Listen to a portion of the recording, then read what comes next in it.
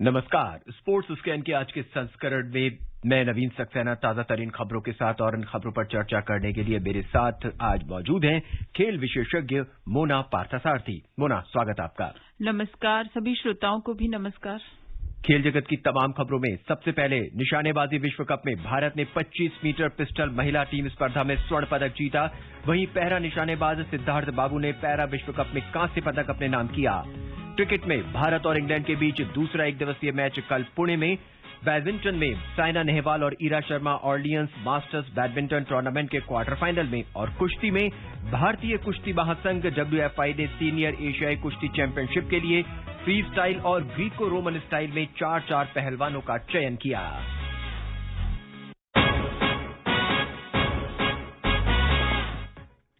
मोना, दिल्ली के कर्णी सिंह स्टेडियम में निशानेबाजी विश्व कप में भारत ने जिस तरह से एक के बाद एक स्वर्ण पदक जीतता चला जा रहा है, ये आने वाले टाइम के लिए और खासकर टोक्यो ओलंपिक के लिए एक बहुत अच्छी तैयारियां नजर आ रही हैं। बिल्कुल, और आप इसकी अगर पृष्ठभूमि भी देखिए, अभी अंक तालिका में भारत शीर्ष पर है और कल तो 1, 2, 3 पूरा पोडियम ही भारतीय लड़कियों से भरा हुआ था। तो काफी एक अच्छा साइट है खेल के मैदान पर जो देखने को मिला है। और आपने बिल्कुल ठीक कहा, टोक्यो ओलंपिक की तैयारी के लिए भी काफी महत्वपूर्ण है, क्योंकि एक साल से कोई कंपटीशन उस तरह से हो नहीं रहे थे और ज्यादातर जो निशानेबाज हैं वो विदेश में अभ्यास करते हैं, लेकिन एक साल से यात्रा प्रतिबंधों की वजह से भी उनकी उस तरह से तैयारी नहीं हो पाई थी। और उसके बाद ये प्रदर्शन और ऐसी स्पर्धाओं में भारत को पदक मिला है। स्किट में कभी नाम भी नहीं सुना था हमने कि भारत को ब्रॉन्ज मेडल भी मिला हो, उसमें जो गनीमत शेखों ने पदक जीता है। तो नए होराइजन जिसको बोलते हैं, नई स्पर्धाओं में भी अब हम दखल दे रहे हैं और अच्छा प्रदर्शन कर रहे हैं। तो ये एक अच्छा संकेत है भविष्य के लिए। इस पर हम आगे चर्चा करेंगे। फिलहाल आपको बताते चले, निशानेबाजी विश्व कप में भारत ने 25 मीटर पिस्टल महिला टीम स्पर्धा में स्वर्ण पदक जीत लिया है। फाइनल मुकाबले में भारत ने पोलैंड को 17-7 से पराजित किया। एक लंबा अंतरा, एक लंबे अंकों के साथ, बहुत बिल्कुल जिसको कहते हैं एक तरफा एक तरीके से मुकाबला रहा। सुनते हैं आज दिन भर के खेल पर भारतीय खिलाड़ियों के प्रदर्शन पर दिव्या की रिपोर्ट। दिल्ली के डॉक्टर कर्णी सिंह स्टेडियम में खेले जा रहे ISSF निशानेबाजी विश्व कप में महिलाओं में चिंकी यादव, राही सरनोबत और मनु भाकर की भारतीय टीम ने आज 25 मीटर पिस्टल महिला टीम स्पर्धा में सटीक निशाने लगाकर पोलैंड को हराते हुए स्वर्ण पदक पर कब्जा किया। चिंकी का ये दूसरा स्वर्ण पदक है। इससे पहले वे 25 मीटर पिस्टल महिला व्यक्तिगत स्पर्धा में स्वर्ण पदक जीत चुकी हैं। वहीं मनु भाकर का ये तीसरा स्वर्ण है। इससे पहले वे 10 मीटर एयर पिस्टल महिला टीम स्पर्धा और 10 मीटर एयर पिस्टल मिक्स्ड स्पर्धा में स्वर्ण पदक जीत चुकी हैं। वहीं 50 मीटर राइफल में 3 पोजीशन महिला टीम स्पर्धा में भारतीय टीम ने रजत जीता है। फाइनल में पोलैंड ने भारत को 47-43 से हराया। भारतीय टीम में अंजुम मोदगिल, गायत्री और श्रेया सक्सेना शामिल थी। पुरुषों में 50 मीटर राइफल 3 पोजीशन टीम स्पर्धा के फाइनल से पहले हंगरी के खिलाड़ियों के बीच बंदूक को लेकर विवाद हो गया। इसके बाद ज्यूरी ने हंगरी टीम को टूर्नामेंट से बाहर कर दिया। अब फाइनल में कल भारत का मुकाबला अमेरिका से होगा। पदक तालिका में भारत 10 स्वर्ण, 6 रजत और 5 कांस्य पदक सहित कुल 21 पदक लेकर शीर्ष पर है। वहीं अमेरिका 3 स्वर्ण, 2 रजत और 1 कांस्य पदक के साथ दूसरे और डेनमार्क 2 स्वर्ण और 1 कांस्य पदक के साथ तीसरे स्थान पर है। Divya Tomar, sports scan. मोना, महिलाओं ने तो लगभग सभी पदकों पर कब्जा करके अपनी एबिलिटी को प्रूव कर दिया और कल फाइनल में भारत का मुकाबला अमेरिका से होगा। बिल्कुल, जिस स्पर्धा में व्यक्तिगत स्वर्ण रजत कांस्य भारत की महिलाओं ने जीता था, उसमें टीम स्पर्धा में भी भारत ने बाजी मारी है। और इससे पहले भी लगातार पहले दिन से, जिस दिन से टूर्नामेंट शुरू हुआ, शुरुआत हालांकि रेंज के बाहर के कारणों के कारण थोड़ा सा विवादित रहा, लेकिन उसके बाद से जो भारत का प्रदर्शन रहा, सबका फोकस प्रदर्शन पर आ गया, जो किसी भी टूर्नामेंट की सफलता के लिए काफी महत्वपूर्ण होता है कि उसकी चर्चा खिलाड़ियों के प्रदर्शन के लिए की जाए। और वो वैसा ही देखने को हमें मिला। हर निशानेबाज जो दुनिया के दूसरे देशों से आए हैं, हर कोई तारीफ कर रहा है कि इस पैंडेमिक के बीच में इतना सफल आयोजन करा लेना वाकई में काबिले तारीफ है। और टोक्यो ओलंपिक में अब गिनती के महीने रह गए हैं, टॉर्च रिले शुरू हो ही चुका है। तो ये तैयारियों को बहुत ही, जिसको कहते हैं, बून मिलेगा इससे। और लेकिन मुझे लगता है कि एक जो चयन की एक अजीब सी दुविधा होती है कि अब आप देखिए, इतने सारे खिलाड़ी, इतने सारे निशानेबाज फॉर्म में हैं। भारत के पास 15 कोटा स्थान है, जो कोरोना कोरोना से पहले ही ज्यादातर हासिल कर लिए गए थे।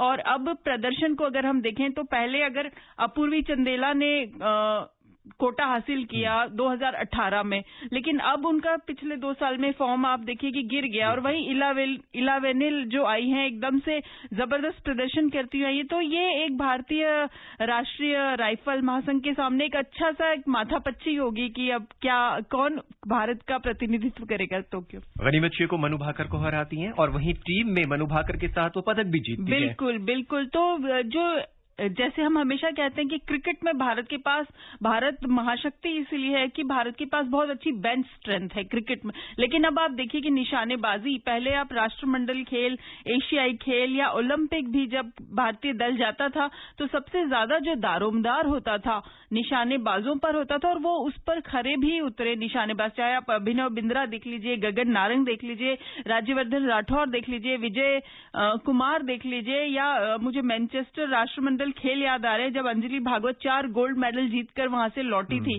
उसके बाद मेलबर्न में समरेश जंग का प्रदर्शन आप देख लीजिए, उनको गोल्डन फिंगर कहा जाने लगा था। या जसपाल राणा को आप देख लीजिए, और जिस चिंकी यादव की तारीफें हो रही है, जो जिसे मनु भाकर को हराया, वो जसपाल राणा की ही शागिर्द है। तो उन्होंने अपने करियर में तो किया ही किया, और अब वो जिसको कहते हैं ना खेल को वापस देना, वो एक जो राहुल द्रविड़ क्रिकेट में कर रहे हैं वो जसपाल राणा निशानेबाजी में कर रहे हैं। तो अब बोना क्या उम्मीदें हैं भारत की टोक्यो ओलंपिक में? बिल्कुल उम्मीदें हैं, और मुझे लगता है कि जो पदक को पिछली बार निशानेबाजी में झोली हमारी खाली रही थी, वो इस बार इसकी भरपाई जरूर होगी। वहीं दुबई में पैरा निशानेबाजी विश्व कप में भारत के सिद्धार्थ बाबू ने कांस्य पदक जीत लिया है। सिद्धार्थ बाबू टोक्यो पैरा ओलंपिक के लिए पहले ही कोटा हासिल कर चुके हैं। हालांकि इस टूर्नामेंट में भारत ने 2 स्वर्ण सहित कुल 7 पदक जीते। पैरा निशानेबाजी में भी भारत आगे जा रहा है। अभी 2 दिन पहले ही अवनी ने इसमें पदक जीता था। अवनी लखेरा ने इसमें पदक जीता, तो काफी अच्छा ये उत्साहवर्धक प्रदर्शन है, क्योंकि टोक्यो ओलंपिक के बाद ठीक बाद पैरालंपिक होने हैं और उसमें कोटा हासिल कर चुके हैं सिद्धार्थ, और ठीक पहले इस तरीके का प्रदर्शन से हौसला अफजाई होती है। भारत पदक तालिका में तीसरे स्थान पर है। उससे पहले यूक्रेन ने 5 स्वर्ण, 5 रजत और 1 कांस्य पदक के साथ 11 पदक जीते हैं। वहीं संयुक्त अरब अमारात 3 स्वर्ण, 2 रजत के साथ 5 पदक जीत चुका है। इस विश्व कप में 24 देशों के 120 एथलीटों ने हिस्सा लिया। और जैसे मोना ने अभी जिक्र किया कि ओलंपिक मशाल जो है जापान से शुरू हो चुकी है। जापान के फुकुशिमा प्रांत से आज इस साल होने वाले टोक्यो ओलंपिक की मशाल रिले की शुरुआत हुई। जापान में टोक्यो ओलंपिक 2020 के लिए मशाल रिले 121 दिनों तक चलेगी। ओलंपिक मशाल रिले समारोह में कोरोना के कारण आम जनता को शामिल होने की अनुमति नहीं दी गई थी। 2011 महिला फुटबॉल विश्व कप विजेता टीम के सदस्य एजूसा इवाशी मिजू सहित 14 अन्य टीम के सदस्यों और कोच नोरियो सासाकी ने J village national football training centre से इस रिले की शुरुआत की। आखिरकार अब धीरे धीरे वो दिन आ ही रहा है जिसका बेसब्री से खिलाड़ियों को इंतजार है। बिल्कुल मतलब ओलंपिक से बड़ा तो कुछ भी नहीं है। और पिछले साल जब ओलंपिक टले तो काफी अनिश्चितता का माहौल था कि होंगे या नहीं होंगे। जापान में भी काफी सर्वे कराए गए, क्योंकि 1 साल स्थगित होने के बाद लागत जो है, जो खर्चा है, वो बहुत ज्यादा बढ़ गया। और जापान में बहुत से लोग इसके खिलाफ थे कि ऐसे समय में जब पैंडेमिक के कारण अर्थव्यवस्था पूरी चरमरा रही है, ऐसे में ओलंपिक खेलों का आयोजन होना चाहिए या नहीं होना चाहिए। फिर कुछ विवाद आयोजन समिति के भीतर भी रहे, उसको लेकर भी काफी अटकलें थी। फिर कोरोना का जो दूसरा स्ट्रेंड आ गया, तब लगने लगा कि ये होंगे या नहीं होंगे खेल। लेकिन तमाम अटकलों आशंकाओं को आज जब दरकिनार करते हुए आज जब ओलंपिक मशाल रिले जब शुरू हो गई है, तो अब उम्मीद बनने लगी है सारे खिलाड़ियों को कि बिल्कुल खेल होंगे। और आज हालांकि दर्शकों को तो प्रवेश नहीं दिया गया, लेकिन सड़क के किनारे कतार में सामाजिक दूरी का पालन करते हुए जरूर खड़े थे और सबके चेहरों पर मुस्कान थी। और मैं देख रही थी लाइव स्ट्रीमिंग में कि ये फुकुशिमा वही शहर है जहां 2011 में वो 3 परमाणु संयंत्रों से रिसाव हुआ था, और उससे पहले भूकंप, सुनामी सब कुछ आ चुका है, और 18,000 20,000 लोग वहां मारे गए थे। ऐसे शहर से एक उम्मीद की और आशा की किरण इस महामारी के बीच में लेकर जब खेलों के महाकुंभ की शुरुआत हुई है, तो लगता है कि there is light after the tunnel. Mona, सबसे ज्यादा उम्मीद और सबसे ज्यादा आशा खिलाड़ियों को होती है, क्योंकि 4 साल इनको इंतजार करना पड़ता है। और 1 साल आपका टल गया, आपकी उम्र भी बढ़ गई, आपकी प्रैक्टिस भी छूट गई। बिल्कुल। तो ये वो वक्त है जब जापान में ओलंपिक शुरू हो रहे हैं और स्पोर्ट्स स्कैन हर खेल पर, हर इवेंट पर नजर रखेगा। और अब बात क्रिकेट की। भारत और इंग्लैंड के बीच दूसरा एक दिवसीय मैच कल पुणे में खेला जाएगा। 3 मैचों की श्रृंखला में भारत पहला मैच जीतकर 1-0 से आगे है। आकाशवाणी से इस मैच का आंखों देखा हाल दिन में 1:30 से FM रेनबो और अतिरिक्त मीटरों पर सुना जा सकता है। कल के खेल के मैदान में, क्रिकेट के मैदान में क्या कुछ होगा, सुनते हैं दीपिका से। भारत और इंग्लैंड के कल होने वाले मुकाबले में भारतीय टीम इस मैच को जीतकर टेस्ट और T20 श्रृंखला की तरह एक दिवसीय श्रृंखला पर भी कब्जा करना चाहेगी। वहीं इंग्लैंड की टीम इस मुकाबले में पहले एक दिवसीय मैच में मिली हार का बदला लेना चाहेगी। कल के मैच में कप्तान विराट कोहली और टीम प्रबंधन के सामने प्लेइंग 11 के चयन की दुविधा होगी। श्रेयस अय्यर के चोटिल होने के बाद जहां सूर्य कुमार यादव के डेब्यू करने की उम्मीद है, वहीं ऋषभ पंत भी टीम में वापसी करने के दावेदार हैं। पंत की मौजूदा फॉर्म भी शानदार है। ऐसे में पंत भी अय्यर की जगह ले सकते हैं। अगर अय्यर की जगह ऋषभ पंत को मौका मिलता है तो वो टीम में बतौर बल्लेबाज खेलेंगे और KL राहुल की विकेट कीपिंग करेंगे। रोहित शर्मा भी पहले मैच में चोटिल हो गए थे, लेकिन उनके फिट होने की उम्मीद है। रोहित को ब्रेक देने पर शुभमन गिल दूसरे मैच में धवन के साथ पारी का आगाज कर सकते हैं। ऐसे में राहुल मध्य क्रम में उतरेंगे। चाइनामैन गेंदबाज कुलदीप यादव की जगह लेग स्पिनर युजवेंद्र चहल को उतारा जा सकता है। वहीं भुवनेश्वर कुमार, प्रसिद्ध कृष्णा और शार्दुल ठाकुर की तेज तिकड़ी ने 10 में से 9 विकेट लिए और वो इस लय को कायम रखना चाहेंगे। वहीं इंग्लिश टीम की नजरें इस मैच को जीतकर सीरीज में बने रहने पर रहेंगी। कप्तान इयोन मोर्गन और मिडिल ऑर्डर बल्लेबाज सैम बिलिंग्स को पहले मैच में लगी चोट ने इंग्लैंड की परेशानियां बढ़ा दी हैं। जॉनी बेयरस्टो और जेसन रॉय ने पहले वनडे में अच्छा प्रदर्शन किया था। ऐसे में एक बार फिर इन दोनों से वैसे ही प्रदर्शन की उम्मीद रहेगी। Deepika Sharma, sports scan. मोना, पहला सवाल, कल क्या विनिंग 11 कंटिन्यू रहेगी भारत की ओर से या ऋषभ पंत अंदर आ सकते हैं, राहुल बाहर हो जाएंगे और बहुत सारी अटकलें हैं? देखिए, जैसे श्रेयस अय्यर बाहर हो ही चुके हैं श्रृंखला से, तो मुझे लगता है कि शायद सूर्य कुमार यादव को मौका मिल सकता है पदार्पण करने का वनडे टीम में, क्योंकि जिस तरह से T20 में उन्होंने जबरदस्त प्रदर्शन किया, तो श्रेयस की जगह वो ले सकते हैं टीम में। और ऋषभ पंत शायद सिर्फ बल्लेबाज के रूप में खेलें तो लोकेश राहुल की जगह बनती है कि वो विकेट कीपिंग कर पाएंगे। और ये एक बहुत ही जैसे मैं अभी निशानेबाजी में आपको बता रही थी कि एक अजीब सी माथापच्ची है टीम प्रबंधन के सामने कि सब लोग इतना अच्छा प्रदर्शन कर रहे हैं, किसे लें और किसे छोड़ें। देखिए, शिखर धवन फॉर्म में नहीं थे, फॉर्म में आ गए। आपके सामने वर्ल्ड चैंपियन टीम है इंग्लैंड, लेकिन आज की हालत ऐसी है कि भारत की बेंच स्ट्रेंथ भी इतनी मजबूत है कि सूर्य कुमार जैसा एक खिलाड़ी जिसने अभी तक एक भी अंतर्राष्ट्रीय एक दिवसीय क्रिकेट मैच नहीं खेला है, वो भी सबसे खतरनाक लग रहा है उस वर्ल्ड चैंपियन टीम के सामने। तो प्रसिद्ध कृष्णा को आप लीजिए कि कोलकाता नाइट राइडर्स के लिए उन्होंने IPL में जबरदस्त प्रदर्शन किया और प्रसिद्ध मशहूर हुए वहीं से, लेकिन अभी पहले ही मैच में इतना जबरदस्त आत्मविश्वास कि पहले 3 ओवर में आप बुरी तरह से पिटते हैं और उसके बाद आप 4 विकेट ले जाते हैं। आप शार्दुल ठाकुर को देखिए कि क्या ऑस्ट्रेलिया दौरे के बाद से उनका आत्मविश्वास बढ़ा है। ईशान किशन को आप देखिए बल्लेबाजी में।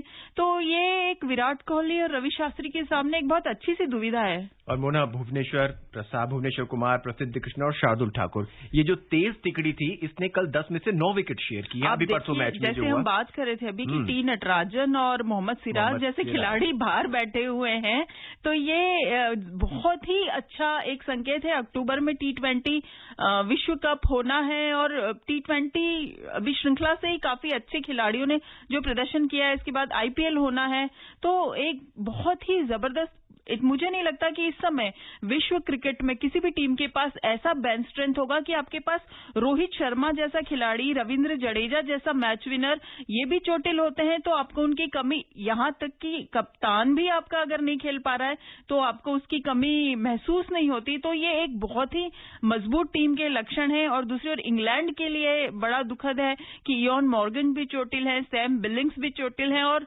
बेन स्टोक्स जो एशेज हो चाहे वर्ल्ड कप हो, उनके के प्लेयर ऑफ द टूर्नामेंट थे वो नहीं चल पाए पिछले मैच में। तो इंग्लैंड की चुनौती को हालांकि कमतर आंकना गलत होगा, वो जरूर वापसी की कोशिश करेंगे, तो बराबरी का होना चाहिए। पहले मैच पे अगर नजर डाले तो जिस तरह से इंग्लैंड की टीम बैटिंग कर रही थी तो पहले हाफ में ऐसा लग रहा था कि भारत के लिए जीतना मुश्किल है। जब जैसन रॉय और जॉनी बेयरस्टो खेल रहे थे उस समय तो लग रहा था, जब शतकीय साझेदारी भी उनकी हो गई और एक समय पर जो रिक्वायर्ड रन रेट था वो 5.10 के आसपास था और विकेट एक भी नहीं गिरी थी, तो बिल्कुल लग रहा था कि इंग्लैंड के लिए बिल्कुल आसान चुनौती है। लेकिन वहीं पे गेंदबाजों ने जो लौटाया मैच में।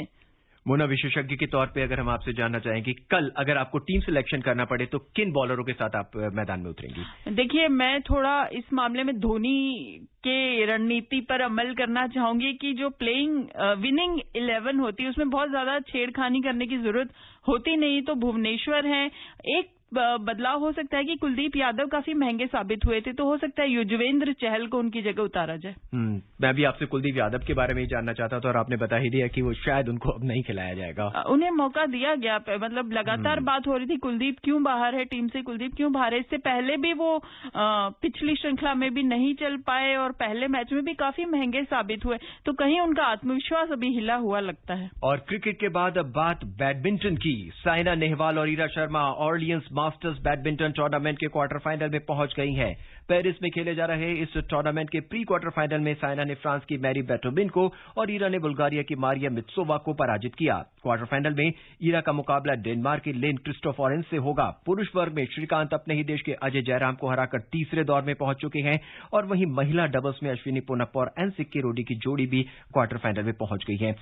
ये जितने भी टूर्नामेंट हो रहे हैं ओलंपिक के लिए हम फिर बात करते हैं, बहुत इंपॉर्टेंट टूर्नामेंट है खासकर बैडमिंटन में, खासकर साइना के लिए बहुत जरूरी है इन्हें जीतना, क्योंकि स्विस ओपन में उनका प्रदर्शन अच्छा नहीं रहा था। ऑल इंग्लैंड चैंपियनशिप से उन्होंने नाम वापस ले लिया था और अभी उनके पास ओलंपिक क्वालिफाइंग रैंकिंग अंक जुटाने के लिए बिल्कुल भी नहीं रह गया है समय, और ये उनके पास एक तरह से आखिरी मौका है और वो सुनहरा मौका भी है, क्योंकि पीवी सिंधु इसमें नहीं खेल रही है, कैरोलिना मारिन इसमें नहीं खेल रही है, काफी सारे खिलाड़ी, बड़े खिलाड़ी इस टूर्नामेंट में भाग नहीं ले रहे हैं। आप देखिए ईरा शर्मा भी क्वार्टर फाइनल में पहुंच गई हैं और सामने जो चुनौतियां हैं क्वार्टर फाइनल की भी, वो भी काफी कमोबेश आसान सी लग रही हैं। तो मुझे लगता है साइना की फाइनल तक की राह तो आसान होनी चाहिए।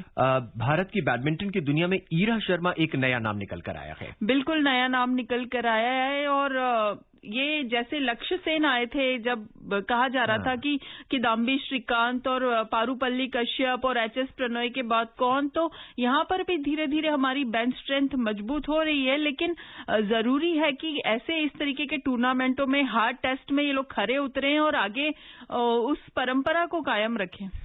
पुरुष डबल्स में एक बार फिर अगर हम पिछले मैच की बात करें, डेनमार्क ओपन की बात कर रहे हैं और इंग्लैंड ओपन की बात करें, उतनी क्वालिटी के साथ नहीं निकल पाए जैसा कि उम्मीदें थी।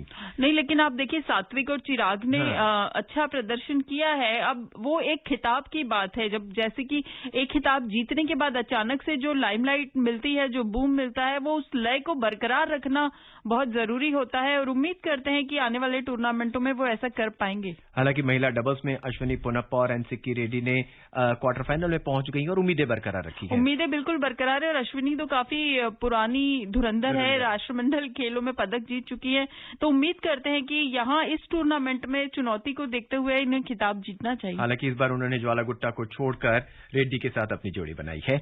और अब बात कुश्ती की। भारतीय कुश्ती महासंघ WFI ने सीनियर एशियाई कुश्ती चैंपियनशिप के लिए फ्री स्टाइल और ग्रीको रोमन स्टाइल में 4 पहलवानों का चयन किया है।